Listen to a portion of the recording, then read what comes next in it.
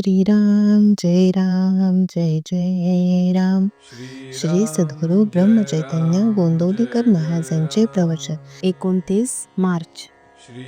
प्रपंचात आपण साक्षीत्वाने वागावे.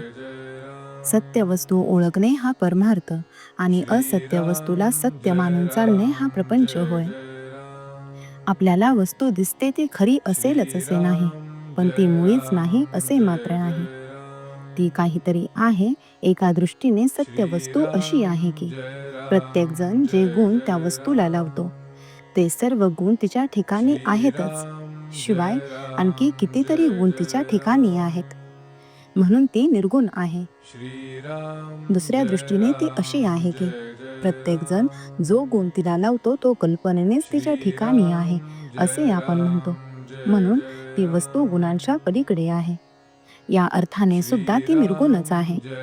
जशी आपल्या देहाची रचना तशीच सर्व सृष्टीची रचना आहे. देहामधले पंचकोश सृष्टीमध्ये देखील आहेत.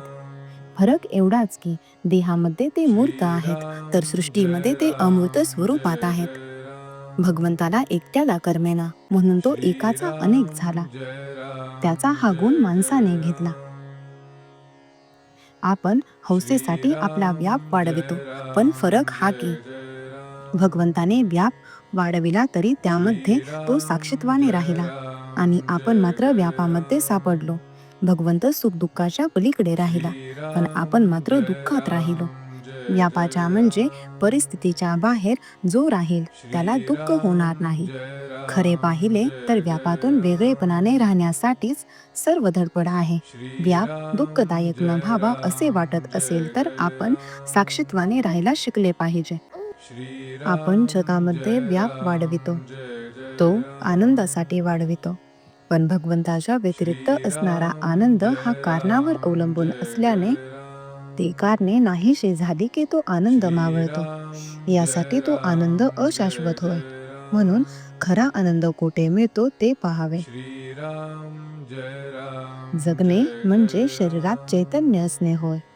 चैतन्य हे केवळ सच्चिदानंदात्मक आहे, म्हणून जोपर्यंत आपण जिवंत आहोत तोपर्यंत स्वाभाविक आनंद असलाच पाहिजे.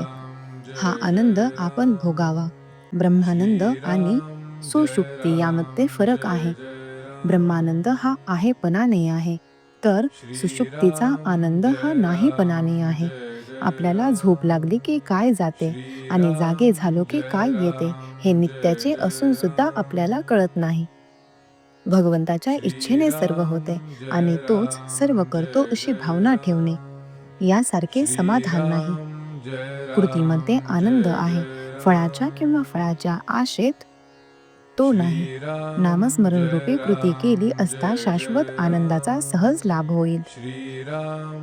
भगवंताच्या स्मरणात कर्तव्य केले की जीवनात आनंद उत्पन्न होतो.